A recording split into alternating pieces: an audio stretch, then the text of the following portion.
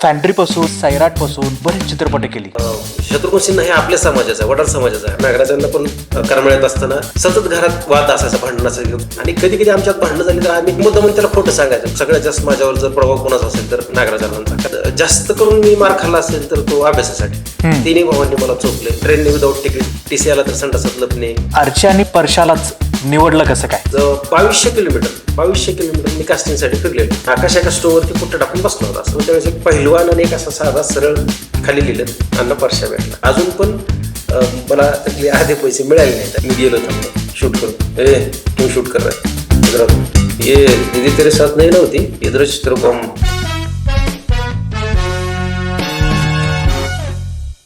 हाय, मी विराज सुपेकर. क्रॉपबॉक्सवरती तुमचं सर्वांचं स्वागत. आज आपल्यासोबत एक असं व्यक्तिमत्व आहे जे एक ॲक्टर आहे, उत्तम रायटर आहे, डायरेक्टरसुद्धा आहेत.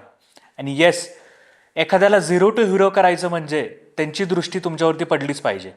सैराटमधली आर्ची, परशा ह्यांची कास्टिंग बघायला गेलं तर ह्यांनीच केलेली आहे. तर ह्यांचा एक चित्रपटसुद्धा येतो आत्ता, रील स्टार नावाचा. त्याच्यात त्यांनी महत्त्वाची भूमिका केलेली आहे ॲज अ लीड ॲक्टर म्हणून.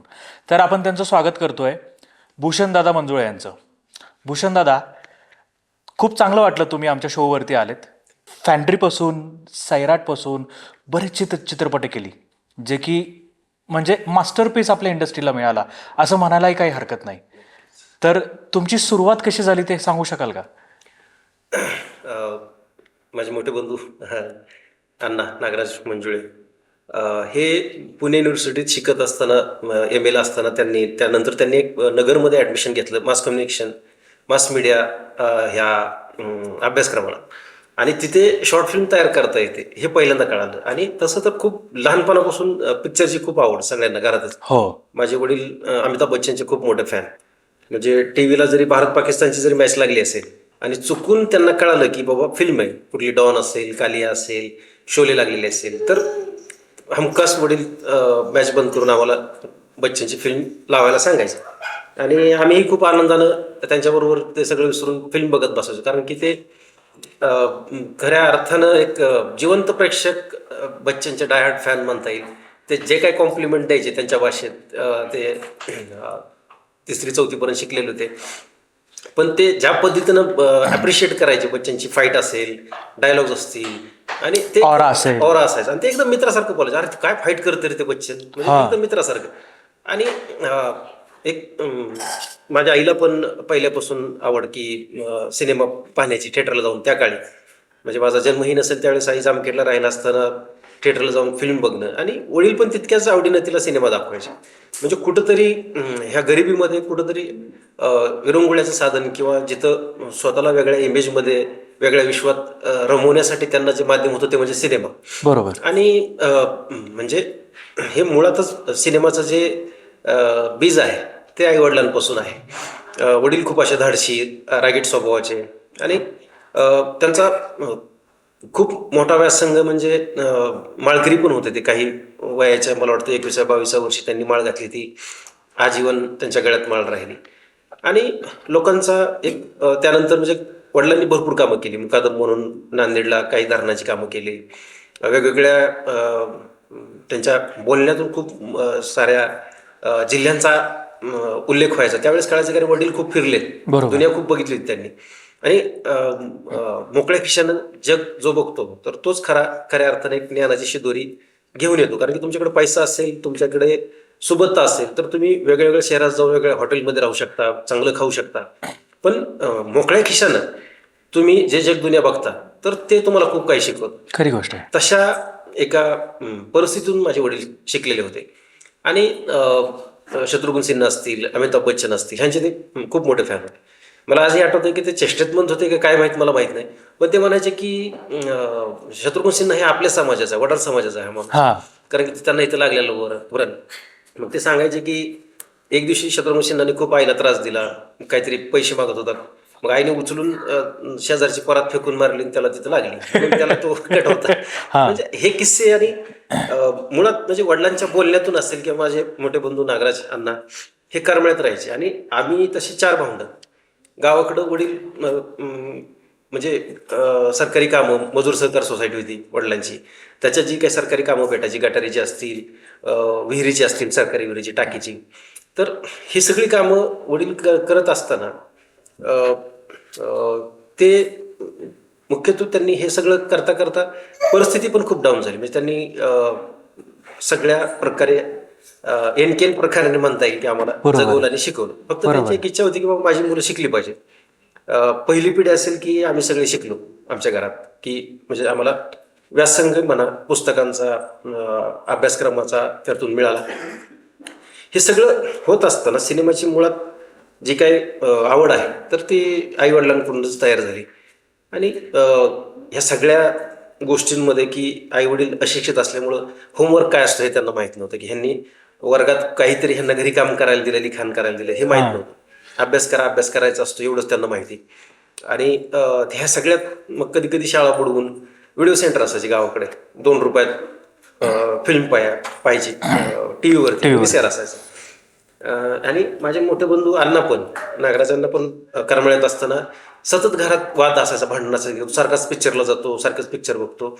आणि कदाचित घरी टीव्ही नसल्यामुळं मला आठवतं असं की मी 5वीत का 6वीत गेल्यानंतर घरात पहिली टीव्ही आली, ब्लॅक अँड व्हाईट टीव्ही. मग त्याच्या अगोदर मग कुणाच्या तरी घरी रामायण महाभारत बघायला जाणं, मग त्यात परत ते त्यांच्या घरात जागा नसल्यामुळं म्हणा, किंवा मग ज्या कास्टमधून आम्ही येत होतो म्हणून त्या कास्टचा असेल म्हणून कदाचित घरात एंट्री नसायची. पण काही अशी उच्च जातीची माणसं पण गावातली होती की त्यांच्या घरात पण आम्ही टी व्ही बघायचो. पण असं ह्या सगळ्या अनुभवातून जात असताना व्हिडिओ सेंटर हे खूप सेफ झोन वाटायचा. पिक्चर बघायला जायला 1-2 रुपये द्यायचे आणि पूर्ण गावातली जी आपल्याला ओळखणारी मंडळी, थोराड, लहान, सगळी त्या थिएटरमध्ये खाली बसून सिनेमा पाहायची.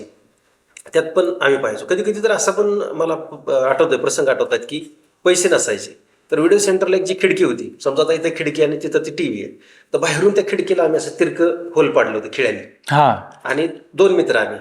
मग आणि खिडकीत थोडीच जागा, मग ते बरोबर एकच आपलं पार्श्वभाग त्याच्यावर बसायचा, दुसरा हवेतच असायचा, आणि गज पकडून असा डोळ्याने आम्ही तो सिनेमा बघायचो. पण कंटाळायचो ना, एक हात कंटाळायचा. तर मग इंटरव्ह्यूपर्यंत मी बघायचो. मग माझा मित्र सोन्या म्हणून मी उतरायचो आणि तो परत बसायचा खिडकीत, मग तो बघायचा.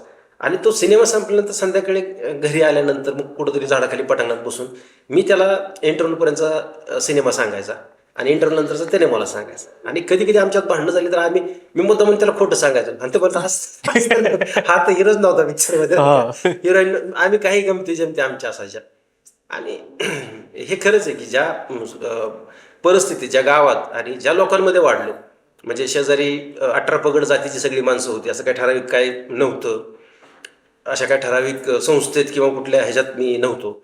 आणि जिथं वाढलो तर मोठ्या भावाला बघून सगळ्यात जास्त माझ्यावर जर प्रभाव कोणाचा असेल तर नागराजांचा, कारण की मोठा भाऊ हा मोठ्या भावाचा नेहमी लहान भावांकडून करत असतो. बरोबर. अण्णांना चित्र काढायची आवड, कविता लिहायची, हे सगळं मी अनुकरण केलंय. ते कितपत मला जमलंय मला माहित नाही, पण एक मोठ्या भावाला छोटा भाऊ कॉपी करतो म्हणतात, तर ते खरंच आहे. आणि सिनेमा मला आठवतं असं की लहान असल्यामुळे कदाचित लवकर अंकुश पण बसला, थोडं जसं कळायला लागलं की बाबा अभ्यास केला पाहिजे.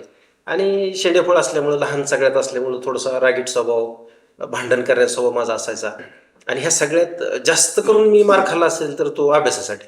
3 भावांनी मला चोपले, म्हणजे भयानक चोपले. म्हणजे कधी कधी वाटायचं की सख्या भावाला मारतायत का कोणी धरून आणलेला मारताय, पोत्यात टाकून धरून आणलेल्या पोराला मारतात का.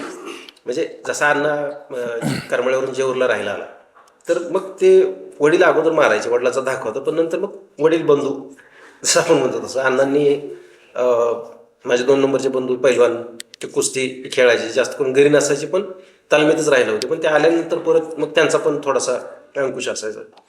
आणि ह्या सगळ्यातून जर जवळची गोष्ट कुठली असेल तर तो सिनेमा. म्हणजे काही मित्रांबरोबर सोलापूरला जाऊन फिल्म बघणं, पुण्यात यायचं असेल तर सगळ्यात म्हणजे मुख्य हेतू आमचा हाच असायचा की सिनेमा बघणं. आणि त्यावेळेस संचारला, लोकमतला पिक्चरच्या ऍड यायच्या, बरोबर. घायल असेल, शोलावर शबनम असेल, तर अशा सिनेमा म्हणजे मी गोविंदाचा खूप फॅन होतो, आजही आहे. आणि त्या काळात मी गोविंदाची फिल्म जर लागली पुण्यात तर 100% आम्ही ट्रेनने विदाऊट तिकीट, TC आला तर संडासात लपणे, त्याला चुकवत चुकवत दोघं तिघं आम्ही मग ते पुण्यात कसं तरी उतरायचं. अलंकार थिएटर जवळच असायचं आणि अलंकारला लागली तर वाचलो, नाही तर मग चालतच म्हणजे जायचं. त्या काळात पण तुम्ही मजा केली तुमच्या पद्धतीने. म्हणजे परिस्थिती ही नंतर आपल्याला कळते की अरे ती गरीब परिस्थिती, वाईट परिस्थिती पण नाही. बरोबर. तुम्ही जिथं असताना तर ते आपल्याला स्वर्ग असतं, स्वर्ग बेस्ट असतं. खरी गोष्ट आहे. आणि शेवटी आपल्याला एक म्हणतात ना की वर्तमान काळ भूत होत गेला तर त्याच्यावरच आपण बोलत राहतो. बरोबर. जास्त करून म्हणजे चांगलं असं वाईट असो. पण हे जे आहे आणि फिल्म लाईनमध्ये आम्ही जाऊ हे आम्हाला कधी वाटलं नव्हतं. मग अण्णा मास कम्युनिकेशनला असताना अण्णांनी पिस्तूल नावाची शॉर्ट फिल्म केली, ती 20-25 हजारात फिल्म केली.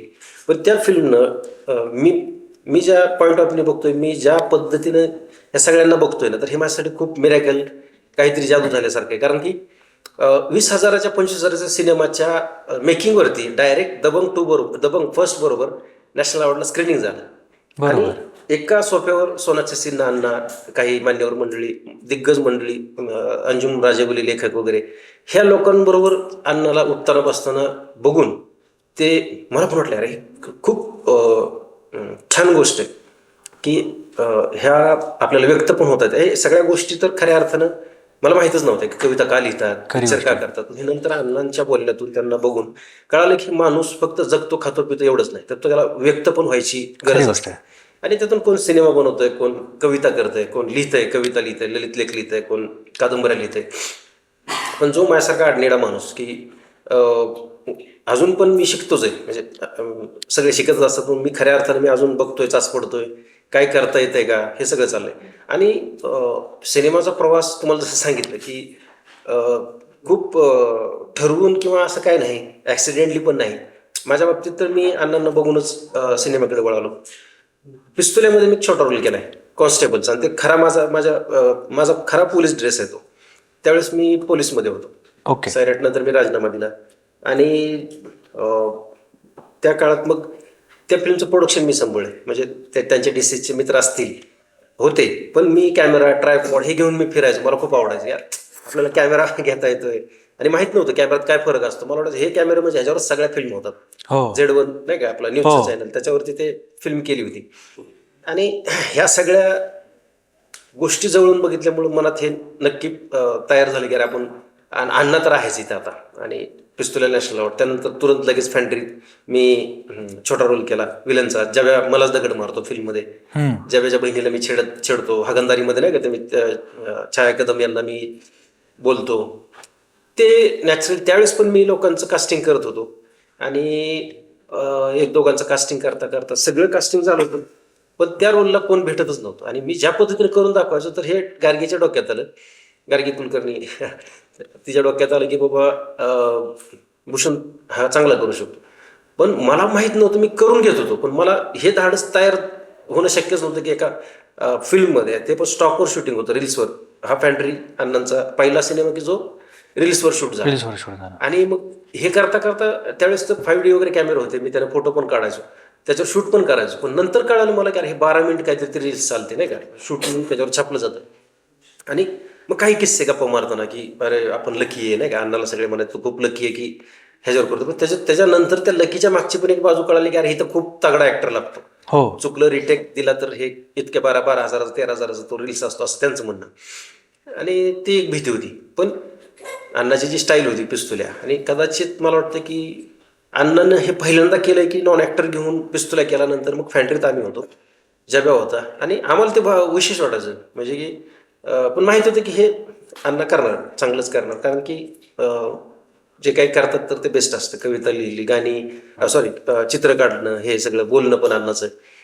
तर ते मग फॅन्ड्रीमध्ये तो छोटा रोल केला आणि मग वाटलं यार आपण आता इथून पुढं स्वतःला बघू शकतो, काही चांगलं काम करू शकतो. बरोबर. आणि जे काही गोष्टी डोक्यात होत्या तर त्या अण्णांच्या बोलण्यातून त्या आपोआप गळून पडल्या. म्हणजे रंगाचा न्यूनगंड असेल, तुम्ही दिसता कसे नकटे, बरोबर, डोळा बारीक किंवा वेगळे. म्हणजे नंतर कळालं की यार विल स्मिथ ब्लॅक आहे किंवा Exactly. डेन्झिल वॉशिंग्टन असेल, हो नवाजात आलेत, ज्यावेळेस तर डायरेक्ट आपला म्हणजे एकदम ज्यावेळेला सिनेसृष्टी आयुष्यात विसरू शकत नाही की असा पण पोरगा येऊन आज हो. इतक्या फिल्म करतोय. राजपाल यादव आहेत. राजपाल यादव आहेत. तरी हे राजपाल यादव हा आता कॉमेडियन ऍक्टर, पण हे सगळे लीडमध्ये हो. आणि मी स्वतः लीडमध्ये आहे. हे मलाच विश्वास बसत नाही की हे कसं काय घडलंय आणि आपण करतोय. आणि म्हणजे हे आहेच की मला म्हणजे मॅनिफेस्ट करणं किंवा तुम्ही कुठली गोष्ट किती मनापासून तिची इच्छा करता ह्याच्यावर पण कदाचित डिपेंड असेल. बरोबर आहे. आणि ते मला मिळत गेलं आणि मी आज लीडमध्ये आहे. तर हे त्याचीच एक बाजू आहे की मी आज मुख्य भूमिकेत ह्या फिल्ममध्ये आहे, रील स्टार या फिल्ममध्ये, जी आज 17 ऑक्टोबरला रिलीज होते. रील स्टारच्या बाबतीत तुम्ही सांगू शकता का काही, ती कल्पना सुचली कशी तुम्हाला? म्हणजे खरं तर माझा मित्र सुधीर कुलकर्णी, पुण्यात आम्ही एकदा आमच्या ऑफिसवरती गप्पा मारत होतो. तो म्हणाला की अरे तू इतक्या स्क्रिप्ट घेऊन फिरतोय आणि लोकांना बोलतोय, आणि माझी ती इच्छा होती की बाबा निदान एखादी फिल्म मी घडून आणतो तर ते एखादा छोटा रोल करावा, मी विलन करावा किंवा कुठला तरी. आणि मी पळत होतो. पण मला सुधीरनं रिसायकल ही गोष्ट ऐकली होती, रिसायकल, जी की योगा डेवरती आधारित होती. ओके. आणि तो पण छान सिनेमा, ती स्क्रिप्ट छान होती. पण ती मी ऐकली आणि तो म्हणला बघ ह्या गोष्टीचं काय करता आलं तर बघ, आणि तू स्वतः लीडमध्ये जाऊ शकतो ह्या रोलला. आणि मग मला ते वाटलं की अरे खरंय, आणि लो बजेट वाटू शकते, कमी पैशात ती होऊ शकते, म्हणून मी ती डोक्यात होती माझ्या. आणि एक दिवशी मुंबईत असंच गोरेगावला आम्ही, शिव लोखंडे माझा जो मित्र आहे, प्रोड्युसर शिव लोखंडे, ज्यांनी आता संगीत 2-3 फिल्म केल्या को प्रोड्युसर म्हणून, प्रेझेंटर म्हणून. मग शिवचा मी नाल्टोच्या शूटिंगला माळशेज घाटामध्ये होतो. आणि असंच दुपारी एकदा त्याचा फोन आला आणि त्यानं सांगितलं की रे भूषण असं म्हणला की केरळची काही माणसं आहेत म्हणला, ती मुंबईत आलेली आहेत आणि त्यांनी एक लॉकडाऊनमध्ये अन्य नावाची फिल्म केली होती अतुल कुलकर्णी सरांना घेऊन. अतुल कुलकर्णी सर त्यात लीडमध्ये होते, बरीच आणखीन मंडळी मराठीतली होती. आणि त्यांनी मी त्याला विचारलं आणि म्हणलं ह्यांना मराठीत का करायचंय. पण त्यांनी सांगितलं की प्रोड्युसर इकडे सोलापूरला राहिलेले आहेत, काहीतरी MSW चा कोर्स करताना शिक्षण त्यांनी तिथं घेतलेलं आहे, आणि महाराष्ट्राशी मुंबईशी त्यांचं नातंच आहे, त्यांची काही लोक म्हणजे, आणि मराठीत कमी पैशात सिनेमा करता येतो हे त्यांना माहित होतं. आणि फर्स्ट टाइम पहिली फिल्म माझ्या डिरेक्टरची सुद्धा ही, रॉबिन वर्गेसी म्हणून जे आहेत त्यांची. आणि मग हे सगळं करताना मी त्यांना गोरेगावला भेटलो हॉटेलवरती, त्यांना बोललो. मग ते बोलले की हाँ हम करना चाहते हैं पर अच्छा कोई स्क्रिप्ट हो तो हम करेंगे, जरूर करेंगे, असं मला सेमी जोसेफ सर म्हणाले. आणि सेमी जोसेफ म्हणजे तुम्ही बघायलाच आता की मेकिंग मधून किंवा त्यांना पाहिल्यानंतर तुम्हाला वाटणारच नाही की अरे इतका साधा माणूस, साधी कपडे, दिसायला एकदम किरकोळ माणूस, हार्डली 40-45 किलो वजनाचा माणूस. लेखक आहेत ते, त्यांनी PhD ला महात्मा गांधींवरती कादंबरी लिहिलेली आहे, प्रबंध लिहिलेला आहे. मग ह्या लोकांना बोलताना ते म्हणाले की हम करना चाहते पण कोई अच्छा स्क्रिप्ट हो. आणि तुरंत एक माझ्या डोक्यात आलं की आपण सुधीरची गोष्ट आहे. माझ्या पण डोक्यात माझ्या 2 स्क्रिप्ट होत्याच, रिसायकल. मग मी रिसायकल ऐकवतं टायटल न सांगता गोष्ट सुरू केली. आणि सांगता माझ्या डोक्यात आलं की अरे सांगतानाच मला सुचलं की अरे हा जो भानुदास आहे, हा फिल्मचा लीड, की त्याला काहीतरी एक अलंकारिक काहीतरी त्याचं जगणं पाहिजे. मग ते बोलता बोलता मला इम्प्रोवाइज झाले की मी रील्स बनवतो म्हणलं. आणि तो बच्चन साहेबांचा फॅन असतो. ओके. त्याच्या सायकलवर बच्चन साहेबांचे फोटो वगैरे, त्याची बोलण्याची पद्धत, बाजारात तो खऱ्या अर्थानं तो हॉकर आहे. ओके. फेरीवाला आहे. पंचक्रोशीतल्या वेगवेगळ्या बाजारात तो दर आठवड्याला जाऊन ते गाळणीपासून, खेळण्यापासून, सगळ्या जे काय गृहोपयोगी वस्तू तो त्याच्या सायकलवर 4-5 पिशव्या अडकून तो विकतोय. आणि हे विकताना म्हणजे एक कामात पण एक काय म्हणतात त्याला की मजा आली पाहिजे, अशा पद्धतीने तो रील्स करताना बच्चनची गाणी वगैरे म्हणून खेळणी विकतोय, डान्स करतोय, लोकांना आकर्षित करण्यासाठी. खरं तर त्याचं ते चाललंय, कारण की आपण बाजारात बघतो, आठवडी बाजारात तुम्ही बघत असाल, बटाटेवाला पण किती मोठ्याने ओरडतो, वेगळाच आवाज आणि वेगवेगळे टोन काढून. मग ते मला सुचलं. आणि रील स्टार हा म्हणजे फक्त रील स्टारवरती सिनेमा बेतलेला नाही, तर ह्याच्यात सगळ्याच गोष्टी आणलेल्या आहेत. म्हणजे गरिबी असेल, इच्छा आकांक्षा असतील, एक बचत कशा पद्धतीने करून बायको नवऱ्याला कशी मदत करते, आणि हे सगळं जगणं म्हणजे आपल्या आजूबाजूचं जगणं आहे. ज्या पद्धतीने आपण बघतोय की गरिबी सगळ्यालाच माहिती जवळपास, कारण की आपण अशा लोकांना जवळून बघतो किंवा पण आपण ते अनुभवलेलं असतंय. तर खूप जवळचा हा विषय आहे. मग हे मी त्यांना ऐकवता हे इम्प्रोवाइज झालं. आणि ते म्हणाले की इसका टायटल क्या है. मी म्हणलं रील स्टार. हा रिसायकलचं लिस्टार झालं. बरोबर. आणि काय कोण असतो की मला माहित नव्हतं, मी विकायलाच बसलो होतो तिथं माझी स्क्रिप्ट, आणि मी स्वतः मला माझं काम होणं गरजेचं आहे. मी काही ऐकत होतो इकडचं तिकडचं, आणि त्यांना हिंदीच कळत होतं फक्त. त्यातल्या एकाला सेमी सरांना फक्त हिंदी कळत होतं, दुसरे दोन होते त्यांना इंग्लिश आणि मल्याळम. माझं इंग्लिश एकदम कच्चं आहे, हिंदी बरं आहे माझं, आणि मराठी. मग मी हिंदीत ऐकवताना मी सांगत होतो, आणि बच्चन साहेबांच्या आवाजात पण बोलत होतो की देखिए ऐसा होगा की वो सामने आता नमस्कार दियो और सुनो ऐसा कळेगा. कदाचित आपण विकायला बसलोय, आपली गोष्ट आपण किती चांगल्या पद्धतीने विकायला मांडतोय. करून बरोबर. कदाचित ते नॅरेशन देतानाच त्यांना माझ्यात ऍक्टर दिसला, आणि मला ते लीड करायचंच होतं. मग मी ते करता करता त्यांना ऐकवलं, रील स्टार टायटल सांगितलं. ते म्हणले की थोडं शांत बसले, म्हणले की आपण मी 2-3 दिवसात फोन करतो तुम्हाला. मी तर माझं काम केलं होतं आणि निघालो आम्ही पुण्याला. आणि 2-3 दिवसांनी त्यांचा फोन आला की हम मुंबई में मिलते 8-10 दिन बाद. आणि म्हणजे खरं सांगतो तुम्हाला, एका फिल्मच्या ॲग्रीमेंटला, कॉन्ट्रॅक्टला वर्ष जातात प्रोड्युसरच्या मागं पडून. 11व्या दिवशी गोष्ट ऐकल्यानंतर ह्यांनी ॲग्रीमेंट केलं मला. क्या बात आहे. आणि मग मी त्यांना माझी ही होती की काही असो, मी लीड करणार. ते म्हणजे आप इतना डर कर क्यों बोल रहे, आप ही लीड करोगे म्हणजे. आणि मला ते बरोबर नाही, कारण एक फेरीवाला आहे जो हॉकर आहे, आणि तो दिसायला माझ्यासारखा दिसणार. बरोबर आहे. आणि मी इतका त्यांना म्हणतो की वजन कमी करू का, जिम लावू का, हे नाही नाही नाही आप ऐसे ही लगोगे. आणि काय शॉटमध्ये मी पोट आत ओढून धरायचो. तर ते म्हणले सिंपल रहना, फुल सांस लो, आप डरो मत, आप कैसे दिख रहे हो, आप ऐसे ही दिख रहे हो, ऐसे ही दिखोगे आप. तो आपको कोई स्लिम या कोई मतलब ये नहीं करना है आपको की हम फिटनेस नाही रखनी है आपको. आणि मी करत गेलो, मला कुठंतरी वाटलं रे हे म्हणजे अण्णांच्या नंतरचा हा डायरेक्टर आहे, म्हणजे काळ बघितलं तर. आणि कुठंतरी मला सेम त्यांच्यात अण्णा दिसायचे, बोलण्यात, बॉडी लँग्वेजमध्ये, वागण्यात. फक्त भाषा वेगळी होती. आणि म्हणजे 100% कॉर्पोरेटिव्ह माणूस म्हणून जगातला सगळ्यात भारी माणूस मी तर म्हणेल रॉबिन सर, सिद्धी सर, जोस सर, ही सगळ्यात सुंदर माणसं आहेत की त्यांच्याकडून शिकावं. कारण की ते मॅनहॅटन अमेरिकेपासून सगळं जग फिरतायत. प्रोड्युसर अमेरिकेचे, म्हणजे केरळचेच आहेत पण ते अमेरिकेत असतात.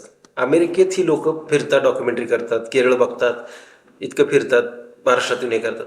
नंतर त्यांच्याबरोबर भेटल्यानंतर मला कळतं की खरंच म्हणजे माणसानं जग बघितलं पाहिजे, पर्यटन केलं पाहिजे. पर्यटनानं माणूस शहाणा होतो. समर्थ ज्या अर्थानं म्हणतात की पर्यटनातच माणूस त्याला पूर्ण कळतं जीवन काय. त्या अर्थानं ह्या लोकांनी मला शिकवलंय की आता अण्णांकडून शिकलोय, ह्यांच्याकडून शिकतोय. आणि मग ह्या गोष्टीचा प्रवास अशा पद्धतीने झाला की शिवचा मला फोन आला, शिव लोखंडे. मी त्याचे खूप आभार मानतो की त्याच्यामुळे मी लीड करू शकतोय आज. ऋतुजा पाटील त्याच्यासोबत ह्या दोघांचं प्रोडक्शन आहे. आणि मी आत्ताच्या काळात मी बघतोय की जी काय तरुण पिढी आहे, तरुण दिग्दर्शक, लेखक वगैरे हे एकमेकांना मदत करतायत, सपोर्ट करतायत, बरोबर, एकमेकांना रेकमेंड करतायत. आणि हे खूप आरोग्यदायी वातावरण आहे आपल्या मराठी इंडस्ट्रीसाठी. कारण की आपण म्हणतो की साऊथमध्ये एकी आहे, तर ते शिकलं पाहिजे आपण. बरोबर. ते आता कुठंतरी होतंय. म्हणजे माझा सिनेमा आला म्हणून एखाद्यानं शेअर न करणं, किंवा त्याचा सिनेमा म्हणून मी शेअर न करणं, तर ह्या गोष्टी न होता मराठी सिनेमा आहेत, मराठी इंडस्ट्री जगली पाहिजे, मराठी प्रोड्युसर तरले पाहिजेत. आणि जर तुम्ही हे सगळं शेअर केलं, सपोर्ट केला, लोकांपर्यंत पोहोचवलं, बरोबर, त्या माध्यमापर्यंत सगळ्या लोकांना आणू शकतो. मला रील स्टारच्या बाबतीत सांगा, म्हणजे तुम्ही आत्तापर्यंत जो स्टडी केला असेल, म्हणजे आत्ताची तरुण पिढी रील स्टारला त्यांची जर्नी कशी असती रील स्टार बनायची, आणि एखादा सामान्य घरातून आलेला असतो आणि मग तो 4 लोकांचे नातेवाईक सुरुवातीला त्याला नावं ठेवतात की अरे हा काय करायला लागला, मोबाईलवरती काय व्हिडिओ बनवायला लागला. म्हणजे त्यांची जर्नी तुम्ही ह्या याच्यात बघितली असणार ना, 4-5 लोकांना भेटून. आज आपण बघतोय की एक सेकंड किंवा शरीराच्या बाहेरचा मेंदू म्हणजे मोबाईल आहे. बरोबर आहे. आणि आपण त्यात रिमाइंडर लावण्यापासून, अलार्म लावण्यापासून, आपण त्यात नोट लिहिण्यापासून सगळं करतोय. आणि आजचं जे खऱ्या अर्थानं मी बघतोय की सामान्यातला सामान्य माणूस सुद्धा आज व्यक्त होऊ शकतो रील्समधून, मोबाईलचा वापर करून. तो आपल्या भावना मांडू शकतो. एक तुम्ही बघत असाल की एक ऊसतोडी बाई जी की नवरा तिचा बैलगाडी हाकतोय आणि तिनं गाणं बरोबर त्याच्यावरती बनवलं. ह्यात पूर्ण महाराष्ट्रानं प्रेम केलं, बरोबर, लोकांनी भरभरून प्रेम केलं. जर रील्स नसत्या बनल्या तर ही लोक कधी व्यक्त झाली असती. म्हणजे तुम्ही आज बघत असाल की आपल्याला काही गोष्ट आडली नडली तर आपण गुगल करतो किंवा युट्यूबला जातो. बरोबर. तर ही माणसं जी आहेत रील्स बनवणारी, त्याचाच एक दुसरं रूप आहे की ती आपल्याला जग दुनिया फिरून दाखवतात. म्हणजे कुठलं शास्त्र पाकशास्त्र असेल, हे जे रील स्टार आहेत, तर हे जे रील्स बनवतात आज जे काही फेमस आहेत भारतात, महाराष्ट्रात, जगात, तर ते जगातले सगळे विषय कव्हर करून तुमच्यापर्यंत आणतायत. ते तुम्हाला बघायला मिळते, फुकटात बघायला मिळते. बरोबर. तुम्हाला पर्यटन असेल, तुम्हाला काही रोगराई असेल, फूड असेल, हॉटेलिंग असेल, वास्तुशास्त्र, अर्थशास्त्र. वास्तुशास्त्र असेल, अर्थशास्त्र असेल, हे सगळ्या गोष्टी कव्हर केल्यात रील स्टारने. तेही तुम्हाला खूप मोफत भेटते तुमच्या मोबाईलवर. डॉक्टरचे उपाय. आणि काही तुम्ही बघत असाल की काही गरीब स्त्रिया, पुरुष जे काही गवंडी काम करतायत किंवा गृहिणी आहेत, अशा कितीतरी फेमस आहेत आज रील्समधून की ज्या डान्स करतात, त्यांची कला दाखवत आहेत. जे काही लग्नानंतर नवऱ्याच्या दबावामुळे किंवा सासरच्या दबावामुळे ज्या व्यक्त होऊ शकल्या नसत्या, त्या सुद्धा आज तुम्हाला रील्सवरती बोलताना काहीतरी त्यांची कला मांडताना दिसतात. आणि आज मोबाईल हा अविभाज्य घटक झाला आहे शरीराचा. तुमचा एखादा अवयव असल्यासारखा तो आहे. तर त्याचा उपयोग तुम्ही कसा कराल जे तुमच्या मेंदूवर डिपेंड आहे. पण तुम्ही जे हे करताय, रील्स करताय, तर हे खूप सुंदर गोष्ट आहे. मला तर वाटतं की प्रत्येकाची कला, प्रत्येकाचा विचार, प्रत्येकाचं बोलणं त्या माध्यमातून बाहेर पडतंय. आणि हे खूप सुंदर आहे की आपल्या म्हणजे राज्यघटनेनुसार सगळ्यांना व्यक्त होण्याचा अधिकार आहे. आणि तो आपण योग्यरित्या करून, एंटरटेनमेंट असेल, त्याच्यातून समुपदेशन असेल, त्यातून प्रबोधन असेल, त्यातून कोणाला तरी माहिती मिळत असेल, तर हे खरंच खूप आनंददायी गोष्ट आहे आणि आरोग्यदायी पण गोष्ट आहे येणाऱ्या पिढ्यांसाठी.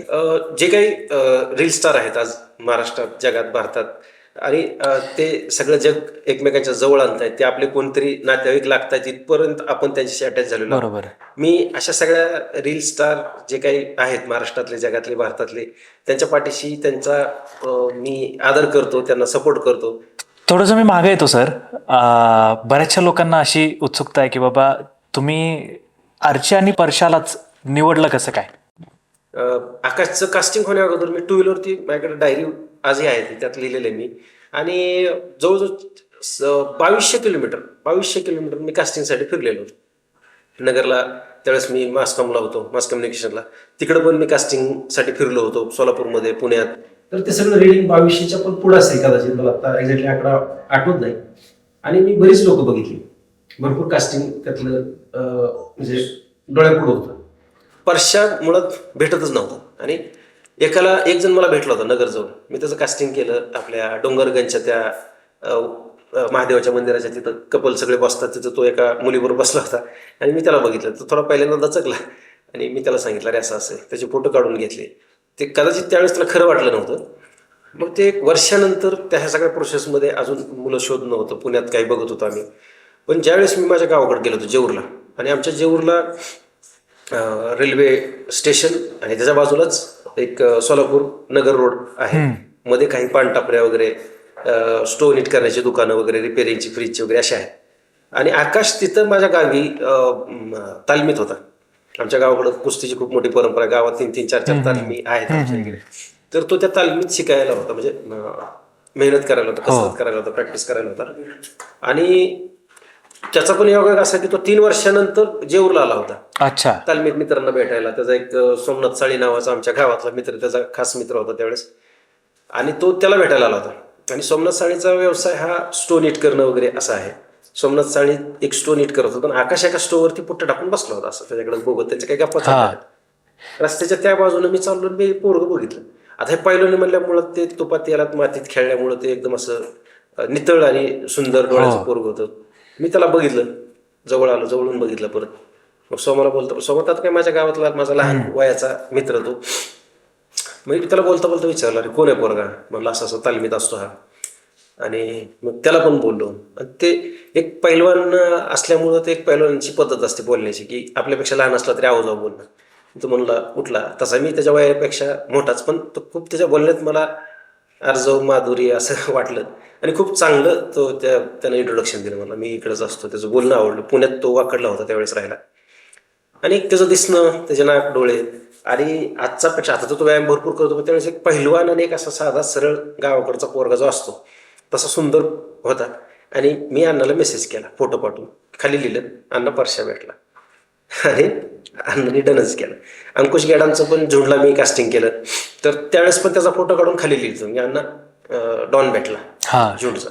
तर तितकं ते मला माहिती की ते कदाचित अण्णांचं जे लिखाण आहे ते इतकं कन्व्हिक्सली किंवा इतकं लक्षपूर्वक मी ऐकतो स्क्रिप्ट, आणि मला माहित असते की अरे हे आपल्या आजूबाजूची माणसं आहेत. बरोबर आणि आहे. अण्णांनी पिस्तुल ऑफ एंट्री केल्यामुळे हे नक्की डोक्यात आहे किंवा हिरो हा गोरा चिकटा नाकी डोळी नाही का, असं काही नसतंय. बरोबर आहे. आपल्या जगण्यातली पात्र, आपल्या आजूबाजूची पात्र आहेत, तर त्यातूनच एखादा निवडायचं आहे. बरोबर आहे. आणि राहता परत बाकीची प्रोसेस ते अण्णा करतात. म्हणजे त्यांचं वर्कशॉप असेल, अण्णा कधीच डिरेक्टर म्हणून सिनेमाच्या भाषेत असं कोणाला समजावून सांगत नाहीत, किंवा एक डिरेक्टर असतो नाही का, डिरेक्टरच्या खुर्चीवर बसतो, मोठ्याने वरडून शिव्या करतो किंवा हे करतो. पण अण्णा एक म्हणजे मित्राला एकदा बोलताना मित्राला मी बोलता बोलता बोललो होतो की एखादा प्रेमळ अभ्यासू प्रोफेसर जसा असतो तसा अण्णा सेटर असतो. त्याला हे वाक्य खूप आवडलं होतं. क्या बात. ते म्हणलं अरे खरंच म्हणलं, मी पण अनुभवलंय. तर आणि हे आता जे मी करतोय तर ते खूप अट्टहासानं करतोय, माझ्या हट्टामुळं मी रील स्टार करतोय.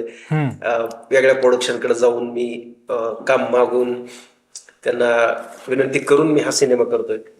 पैशाचा विचार केला नाही, मानधन ह्या फिल्मला किती देतील काय नाही देतील.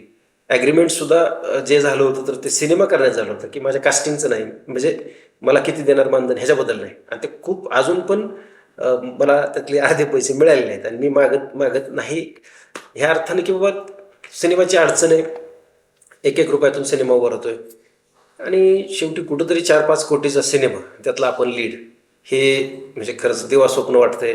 खूप जादुई असं काहीतरी आज सध्या चाललंय. कारण की एक कॉन्स्टेबल म्हणून मी ड्युटी करत होतो मुंबईत, ट्रेनिंग माझं जालन्याला झालं, आणि रजिस्ट्रारची भूमिका करताना मला माझा भूतकाळ खूप कामी आला. म्हणजे मी ज्या पद्धतीनं मुंबईत पोलीस कॉन्स्टेबलची नोकरी केली, मी रात्री अपरात्री रात्री म्हणजे पोलिसाला कुठं काय रूम वगैरे झोपायची काही सोय नसते. रेल्वे स्टेशनवर ती फ्रीजचे पुट्टे टाकून अंगावर पांघरून घेऊन, कारण की एक साईड बॅग फक्त असते, त्यात बरोबर आहे. तुम्ही तुमची पांघरण्याची चादर ठेवू शकता, आणि पुट्टा कुठंतरी स्टेशनला लपवायचा कॅन्टीनवरती किंवा कुठल्या तरी खांबाच्या मागे, आणि रात्री फक्त तो पुट्टा टाकायचा आणि त्याच्यावर झोपायचं 1.5-2 तास, जे काय रात्री झोप भेटेल. आणि ह्यात असं झालं की मला काय कोणाच 10-12 जणात सुद्धा मला येऊन मच्छर चावेल. गावाकडं म्हणतात की गोड रक्ताचं आहे, कदाचित ते काहीतरी असेल. कारण की परत सायंटिफिकली वाचलं की ते निळा कलर किंवा काहीतरी एक स्किन टोन असतो किंवा काहीतरी वास असतो शरीरात, त्याच्याकडे जा. मला तुला सांगतो अक्षरशः मला 7 वेळा मलेरिया झाला मुंबईत ड्युटीवर असताना, 7 वर्षात एकदम डेंग्यू. मी वैतागलो, दरवर्षी मी 1 महिना त्या मलेरियाला झाटतो. मलेरिया खतरनाक माहिती का, मरायची अवस्था असते शेवटी इतकं विकनेस येतो. मग ते इतकं बघितलेलं भोगलेलं आहे. आणि एक मी कॉन्स्टेबल होण्या अगोदर माझं स्वप्न होतं की PSI तरी व्हावं निदान, नाही का. हो. ते पण फिल्ममधूनच बघितलेलं की आपला हिरो इन्स्पेक्टरच्या कॉस्ट्युममध्ये बघितलं की आपण इन्स्पेक्टर व्हायचं, त्याकडे बंदूक असते, रिव्हॉल्वर असते, म्हणून हे स्वप्न होतं. ऑथॉरिटी असते. आणि कदाचित ते माहीत पण नव्हतं ना गावाकडं. डीएड आणि पोलीस भरती एवढंच माहित होतं. हो. मग मला हे म्हणायचं की मग हे सगळं करताना, हे सगळं अभिनय हा करताना मला ह्या सगळ्या गोष्टीची खूप मदत झाली की ग्राउंड लेवलला तुम्ही जे काम केलं. आणि जे काही पोलीसमध्ये आम्ही होतो, अण्णा पण काही दिवस 13 दिवस पोलीसमध्ये, 2 नंबरचे बंधू आजही माझे पोलीसमध्ये आहेत, आणि मीही पोलीसमध्ये एक 6-7 वर्ष नोकरी केली. म्हणजे चांगला काळ, तुम्ही 6 ते 7 वर्ष म्हणजे खूप मोठा काळ केलाय तुम्ही. आणि त्यात सगळ्यात महत्त्वाचं म्हणजे आमचे खूप सारे मित्र पोलीसमध्ये आहेत. म्हणजे आमच्या गावाकडं तर चेष्टेनं असं म्हणलं जातं की यात्रेत छबिना निघल्यावर एक चुकून देवळावरनं खडा मारला तर पोलिसाला लागत, एवढे गावात पोलीस आमच्या. आणि मग हे जे काही पोलीसवाले आहेत, तर हे सगळे आमचे मित्र पोलीसवाले, हे बांधव, आणि हे खूप जवळून आम्ही मुंबईत एकमेकांशी सुखदुःखात राहिलेलो आहे. आणि हे हॉकर जो आहे या फिल्मचा आणि कॉन्स्टेबल, मी कुठंतरी तो रिलेट करतो. तर अशा पद्धतीनं हा सिनेमा घडला, त्यातला रोल मी आता निभवलाय. ते कितपत लोकांना आवडतंय हे आपण आता 17 ऑक्टोबरला बघणार आहोत. करिअरमधील सर्वोत्तम अनुभव कोणते तुमचे आतापर्यंत? तू हा प्रश्न विचारतोय तर खूप काय काय बोलावून काय नाही मला सुचत नाही. पण एक अक्षरशः रोलर कोस्टर राईड अनुभवल्यासारखं आहे सगळंच. की एक कॉन्स्टेबल होतो, भाऊ पण कॉन्स्टेबल होता माझा अण्णा. त्यानंतर आम्ही ज्या पद्धतीने आलोय, खूप चढ उतार, आणि त्यातनं खूप मोठे आनंदाचे क्षण पण बघितले, दुःखाचे पण बघितले. आनंदाचे क्षण म्हणशील तर लक्षात राहणारा मरेपर्यंत तो म्हणजे बच्चन साहेबांवरती झुंडमध्ये त्यांना बघितलं, त्यांच्याबरोबर काम केलं आणि ते काही 1 महिना 2 महिने त्यांना बघत राहिलो समोर, क्लॅप देताना असेल, ऍक्टिंग करताना असेल, सेटवर त्यांच्यासोबत मुद्दामून त्यांच्यापासून काय अंतर जवळच उभं राहायचो मी, त्यांना बघत बसायचो. म्हणजे जिवंत बच्चन आपल्याला बघायला मिळतं, समक्ष बघू शकतोय मी. प्रत्येक गोष्ट त्यांची बघायचं की नाही का, की खरंच हे, आणि विश्वास पण बसायचा नाही. आणि ते इतके म्हणजे क्लॅप देताना रिटेक झाला किंवा माझ्याकडून चुकला किंवा वेळ लागला लेन्स बदलताना आणि मी क्लॅप देऊन थांबलो, तर तेवढ्यात ते मग मुद्दाम मला कोपरा मारणार, हे करणार. मी असं वाटायचं अरे कसली सुंदर गोष्ट आहे की क्या बात आहे. बच्चन साहेब माझ्याशी चेष्टा करतायत आणि ते माझ्याशीच नाही सगळ्यांशीच करायचे ते, त्यामुळे ते ग्रेट आहेत, दिग्गज आहेत. पण हे आपल्या बाबतीत घडते, तर हे आयुष्यभराचे आनंदाचे क्षण आहेत. 0.1% पैकी तुम्ही असणार भारताच्या, जे की बच्चन साहेबांनी तुमची मस्करी केली असणार. Correct correct. झुंड चित्रपटाच्या वेळेस शूटिंगच्या दरम्यान 2-3 मजेशीर अजून काही क्षण आहे का तुमच्या बच्चन साहेबांसोबत? हा नक्कीच. म्हणजे हे तर गंमतच होती की मी बघायचो ना ज्यावेळेस, हे बाबू जो आमचा ऍक्टर आहे त्यातला बाबू, जो केस रंगवलेले त्याचे, ही सगळी पोरं ऍक्च्युअल नशा करणारी, नाही का, ब्राऊन शुगर, गांजा हे पिणारी पोरं, ऍक्च्युअल गुंड पोरं, जेलमध्ये जाऊन आले, अशा पोरांचं मी कास्टिंग केलं. म्हणजे अक्षरशः बाबूचं कास्टिंग तर मी, माझी बायको सरिता आणि मी कास्टिंगसाठी नागपूरमध्ये गेलो होतो. आणि एका गड्डी गोदाम एरियातून आम्ही चालत चालत रेल्वे ट्रॅकने चाललो होतो की अशी उन्हाळ पोरं कुठं भेटतात का बघावं. आणि मी खाली कास्टिंगसाठी, लोकांना बघण्यासाठी, ह्या पोरांना बघण्यासाठी मी खाली बघत होतो. पण अचानक ट्रेन आली, पॉलिसीच ट्रेन, मी वर बघतो तो 7-8 पोरं वर. मला असं झालं हे फिल्मी सीन चालू आहे काय, बाबू त्यातनं पळतोय, त्याच्या मग अजून 2-3 पळतायत आणि वरून कोळसा खाली ढकलून देत आहेत, चालत्या गाडीतनं उतरले एकदम स्टाईलमध्ये येऊन, नाही का, थोडी गायब झाली पुढं. म्हणलं पुढे गेले, थोड्या वेळ ते आले सगळे असे नशेत, नाही का, तारवटले डोळ्याने येऊन बसले असे.